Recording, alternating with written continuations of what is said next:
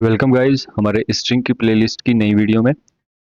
पिछली वीडियो में हमने देखा था कि स्ट्रिंग क्या होता है, जिसमें हमने उसकी डेफिनेशन को समझा था। उसके बाद हमने देखा था कि स्ट्रिंग को क्रिएट करने के लिए कितने तरीके होते हैं। बेसिकली दो तरीके होते हैं, एक तो स्ट्रिंग लिटरल की हेल्प से और एक न्यू कीवर्ड की हेल्प से। पिछली वीडियो में हमने स्ट्रिंग लिटरल की हेल्प से स्ट्रिंग को कैसे क्रिएट किया जाता है ये समझा था, और देखा था कि string literals string constant pool में कैसे स्टोर होते हैं। तो आज की वीडियो में हम बात करने जा रहे हैं न्यू कीवर्ड की हेल्प से स्ट्रिंग को कैसे क्रिएट किया जाता है। तो चलिए शुरू करते हैं। पहले हम देखते हैं इसका सिंटैक्स कैसा होता है। तो ये होता है स्ट्रिंग str, यहाँ पे कोई भी नाम ले सकते हैं। के बाद न्यू स्ट्रिंग, और इसमें जो भी वैल्यू स्टोर करानी है इट इज़ हम यहाँ पे लिखते हैं टेक, TECH। ये तो ये हो जाता है इसका सिंटैक्स। तो जावा में न्यू कीवर्ड एक क्लास के इंस्टेंस को क्रिएट करने के लिए यूज होता है, जिसे हम ऑब्जेक्ट भी कहते हैं।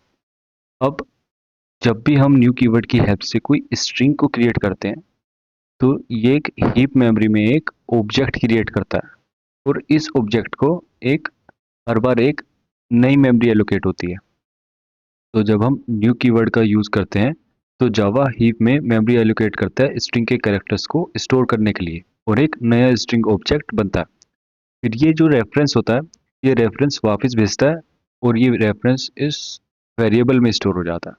यानी इस स्ट्रिंग ऑब्जेक्ट का जो भी रेफरेंस होता है, ये जो इसमें वेरिएबल में स्टोर हो जाता है। यानी जो ये str वेरिएबल है ये इसको पॉइंट करेगा। अब इसमें क्या हो रहा होगा, जावा हीप मेमोरी में हमारी ये एक टेक नाम की स्ट्रिंग के लिए मेमोरी एलोकेट कर देगा। ये टेक नाम की स्ट्रिंग के लिए मेमोरी एलोकेट कर देगा, और क्या होगा, एक नया ऑब्जेक्ट क्रिएट होगा, और उस ऑब्जेक्ट का जो रेफरेंस होगा वो रिटर्न होगा, और वो जो रेफरेंस होगा वो किस में स्टोर होगा, वो इस वेरिएबल str में स्टोर होगा। तो अब हम देखेंगे कि ये स्ट्रिंग लिटल से कैसे अलग होता है। तो स्ट्रिंग लिटल में क्या हो रहा था, जैसे ये हमारा हीप मेमोरी है, इसके अंदर एक स्पेस होता था, उसमें स्ट्रिंग कांस्टेंट पूल, यानी ये जो स्पेस हो गया स्पेशल स्पेस, ये हो गया स्ट्रिंग कांस्टेंट पूल। इसमें स्ट्रिंग स्टोर होती थी, और वो जो स्ट्रिंग होती थी वो यूनिक होती थी। यानी हम डुप्लीकेट स्ट्रिंग्स नहीं क्रिएट कर सकते थे स्ट्रिंग कांस्टेंट पूल में। लेकिन जब हम न्यू कीवर्ड की हेल्प से बनाते हैं तो हर स्ट्रिंग का अपना ऑब्जेक्ट क्रिएट होता है। मतलब जैसे मान लो हमने यहाँ पे एक स्ट्रिंग बनाई, string s1 equals to new new string, यहाँ पे लिख देता हूँ स्पेस कम है तो ये कर दिया हमने x। तो यहाँ पे एक हीप मेमोरी में एक x नाम का क्रिएट होगा ऑब्जेक्ट, और ये रेफरेंस रिटर्न कर देगा, वो किस में स्टोर हो जाएगा, s1 में।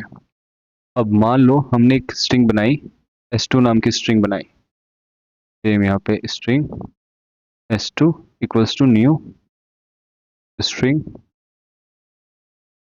और उसमें भी हमने सेम स्ट्रिंग, सेम नाम की सेम कंटेंट की स्ट्रिंग बनाई, दैट इज x। तो अब ये इसे पॉइंट नहीं करेगा, ये इसे पॉइंट नहीं करेगा, ये अपना खुद की मेमोरी एक एलोकेट होगी इसे x नाम की, और ये इसे पॉइंट कर रहा होगा, एक नया ही ऑब्जेक्ट क्रिएट होता हर बार। लेकिन स्ट्रिंग कांस्टेंट पूल के केस में, यानी स्ट्रिंग लिटल के केस में ऐसा नहीं था। वहाँ पे अगर आपने एक s1 स्ट्रिंग बनाई जिसके अंदर आपने x डाला, तो वो अगर यहाँ पे इस स्ट्रिंग कांस्टेंट पूल में चेक करेगा कि यहाँ पे प्रेजेंट है कि नहीं है। अगर प्रेजेंट नहीं होती थी तो ये क्रिएट कर देता x नाम की। बट अगर दूसरी बार भी ये क्रिएट करता है x नाम की स्ट्रिंग को, तो ये स्ट्रिंग कांस्टेंट पूल में चेक कर रहा था। अगर वो ऑलरेडी प्रेजेंट होती तो ये नया x नाम की स्ट्रिंग नहीं बनाएगा, ये उसे ही पॉइंट करेगा, उसी के रेफरेंस रिटर्न होता है और उसी को पॉइंट करता है। लेकिन न्यू कीवर्ड के केस में ये बिल्कुल अलग होता है। एक तो इसका स्ट्रिंग कांस्टेंट पूल से कोई लेना देना नहीं होता, यानी इसकी जो स्ट्रिंग क्रिएट होती है वो स्ट्रिंग कांस्टेंट पूल में क्रिएट नहीं होती या स्टोर नहीं होती, इसका एक ऑब्जेक्ट क्रिएट होता है हीप मेमोरी में। तो चलिए अब हम एग्जांपल की हेल्प से समझते हैं कि ये वर्क कैसे करता है। तो बेसिकली यहाँ पे हमने एक एग्जांपल लिया है, जिसमें हमने लिया है ये जो एरिया है जो कलर्ड है, ये है हीप मेमोरी, और ये जो इसके अंदर एक स्पेस है स्पेशल स्पेस, ये है हमारा स्ट्रिंग कॉन्स्टेंट पूल। तो क्या हो रहा होगा, ये जो हमारी स्ट्रिंग है इनिशियली ये चेक करेगी स्ट्रिंग कॉन्स्टेंट पूल में कि क्या एबीसी प्रेजेंट है कि नहीं है। अगर नहीं है तो ये एबीसी यहाँ पे क्रिएट हो जाएगा और इसका जो रेफरेंस है ये इस s1 वेरिएबल में स्टोर हो जाएगा। तो ये s1 एबीसी को पॉइंट कर रहा है अभी। ठीक, तो नेक्स्ट टाइम जब हम सेम कंटेंट की यानी एबीसी की स्ट्रिंग क्रिएट कर रहे होंगे तो ये चेक करेगा दोबारा स्ट्रिंग कॉन्स्टेंट पूल में कि क्या ये स्ट्रिंग प्रेजेंट है कि नहीं है। अगर ये यहाँ पे ऑलरेडी प्रेजेंट है स्ट्रिंग कॉन्स्टेंट पूल में तो यहाँ पे क्या हो रहा होगा, ये दोबारा स्ट्रिंग क्रिएट नहीं करेगा, ये स्ट्रिंग कॉन्स्टेंट पूल का उसी एबीसी का रेफरेंस रिटर्न कर देगा। तो ये जो S3 है ये अलग स्ट्रिंग क्रिएट ना करके उसी स्ट्रिंग को पॉइंट करेगा। तो यहाँ पे S1 और S3 दोनों सेम स्ट्रिंग यानी एबीसी को पॉइंट कर रहे होंगे। तो नेक्स्ट टाइम जब हम एक स्ट्रिंग क्रिएट करते हैं DEF तो ये इनिशियली स्ट्रिंग कॉन्स्टेंट पूल में प्रेजेंट नहीं होगी। तो जब ये प्रेजेंट ही होगी तो स्ट्रिंग कॉन्स्टेंट पूल में क्रिएट हो जाएगी DEF।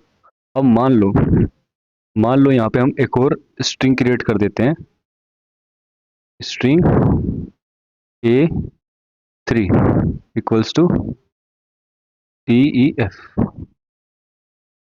तो ये दोबारा चेक करेगा स्ट्रिंग कॉन्स्टेंट पूल में कि क्या DEF प्रेजेंट है कि नहीं है। अगर प्रेजेंट है तो ये जो इसमें रेफरेंस था यानी स्ट्रिंग कॉन्स्टेंट पूल में चेक करेगा कि क्या DEF प्रेजेंट है। जो प्रेजेंट है यहाँ पे प्रेजेंट है ऑलरेडी, तो इसी का रेफरेंस इस A3 को असाइन कर दिया जाएगा यानी रिटर्न कर दिया जाएगा। तो अब ये जो A3 है ये इस DEF को पॉइंट कर रहा होगा। लेकिन जो न्यू कीवर्ड की हेल्प से हम स्ट्रिंग क्रिएट करते हैं उसमें कैसे होता है, तो मैं यहाँ पे इरेज कर देता हूँ। तो जो हमने ये स्ट्रिंग्स क्रिएट की हैं न्यू कीवर्ड की हेल्प से, ये इसमें कोई लेना देना नहीं होता, स्ट्रिंग कॉन्स्टेंट पूल से इसका कोई लेना देना नहीं होता। ये अपना हीप मेमोरी में डायरेक्ट एक मेमोरी स्पेस लेगा, मेमोरी एलोकेट होगी इस एबीसी को और एक ऑब्जेक्ट क्रिएट होगा और उस ऑब्जेक्ट का जो रेफरेंस है वो इस S2 को रिटर्न हो जाएगा।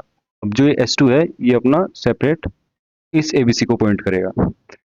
अब जब हम सेम ही कंटेंट की स्ट्रिंग क्रिएट करेंगे दोबारा S4 हमने एबीसी की बनाई, जो S2 थी वो भी एबीसी नाम की थी, इसमें भी एबीसी स्टोर है, इसमें भी एबीसी स्टोर है। अब स्ट्रिंग कॉन्स्टेंट पूल में क्या हो रहा था कि हर बार नई स्ट्रिंग क्रिएट नहीं हो रही थी, एक ही बार स्ट्रिंग क्रिएट हो रही थी और दोनों उसी का रेफरेंस यूज कर रहे थे। लेकिन न्यू कीवर्ड की हेल्प में ऐसा नहीं होगा। न्यू कीवर्ड की हेल्प में ये अगेन एक ऑब्जेक्ट क्रिएट करेगा यहाँ पे एबीसी और उसको एक अलग मेमोरी एलोकेट होगी और उसका अलग ऑब्जेक्ट क्रिएट होगा और उस ऑब्जेक्ट का रेफरेंस वापस से S4 में स्टोर हो जाएगा। तो इसमें हम हर बार जब भी हम न्यू कीवर्ड की हेल्प से चाहे कंटेंट सेम हो या ना हो, हर बार एक ऑब्जेक्ट क्रिएट होता है और हर बार एक सेपरेट मेमोरी एलोकेट होती है हीप में। अब जैसे हमने यहाँ पे DEF दोबारा क्रिएट किया तो यहाँ पे हीप मेमोरी में अलग इसको स्पेस एलोकेट की गई और इसका नया ऑब्जेक्ट बनेगा और वो ऑब्जेक्ट का रेफरेंस रिटर्न हो जाएगा इस A1 को। अब अगर हम यहाँ पे दोबारा स्ट्रिंग क्रिएट करेंगे that is string X equals to new string, इसमें हमने स्टोर की DEF। तो ये इसको पॉइंट नहीं करेगा, नहीं, ये अलग एक मेमोरी लेगा, इसके लिए अलग मेमोरी एलोकेट होगी यहाँ पे और अलग ऑब्जेक्ट क्रिएट होगा DEF और उसको पॉइंट कर रहा होगा ये X में स्टोर होगा। तो कुछ ऐसे वर्किंग होती है हमारी स्ट्रिंग लिटरल की और न्यू कीवर्ड की हेल्प से जब हम स्ट्रिंग क्रिएट करते हैं। तो आज के लिए बस इतना ही, मिलते हैं अगली वीडियो में। अगर आपको ये वीडियो अच्छी लगी हो तो प्लीज़ लाइक, और कोई भी डाउट आता है अगर आपका तो आप कमेंट सेक्शन में पूछ सकते हैं।